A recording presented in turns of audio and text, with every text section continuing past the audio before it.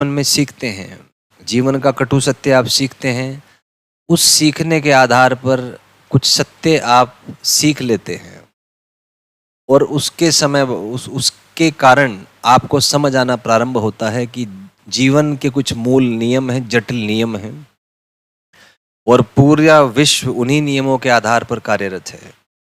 आप कुछ भी हो, उन मौलिक नियमों को आप मैनिपुलेट नहीं कर पाएंगे, उनको नहीं बदल पाएंगे।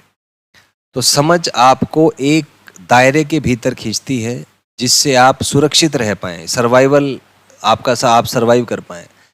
लेकिन जब आप सर्वाइवल के परे सोचेंगे, अपनी जो वास्तविकता है, अपना जो वर्तमान है, उससे अधिक कुछ प्राप्त करना पाएंगे, तो यही समझ आपको रोकेगी और उस स्थिति में आपको समझ के दायरे को तोड़ना पड़ेगा और थोड़ा नासमझ के दायरे में उतरना पड़ेगा।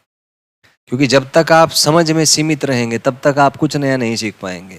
आप चाहेंगे कि बाहर की व्यवस्थाएं आपके अनुसार नियंत्रित हों, जो कि संभव नहीं है जीवन में। जीवन में आप कुछ भी हों, यदि आप बाहर की बदलती व्यवस्थाओं से सामंजस्य स्थापित ना कर पाएं तो व्यवस्थाएं, परिस्थितियां आपको नष्ट कर देंगी। इंटेलिजेंस यही है। इंटेलिजेंस का मतलब है कि आप बाह्य वातावरण से या बाह्य जो कारक हैं, उन कारकों के साथ सामंजस्य किस प्रकार स्थापित कर पाएं जिससे आप जीवन में आनंद प्राप्त कर पाएं। यही इंटेलिजेंस का अर्थ है, बाकी कोई इंटेलिजेंस का अर्थ नहीं है। तो यदि समझना कोई चीज़ आप सिद्ध होना चाहते हैं तो पहले ये जो समझ का दायरा है, इस दायरे को तोड़े, इससे बाहर निकले और सीखने का प्रयास करें, सीखने का प्रयास करें। तो हम कंक्लूजन ये निकाल सकते हैं कि हमारे भीतर कुछ है जो निरंतर विकसित हो रहा है, जो निरंतर जाना चाहता है अज्ञात दुनिया में।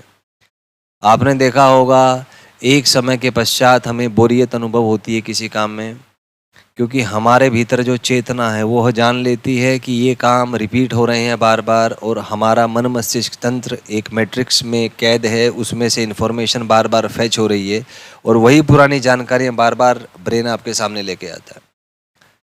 लेकिन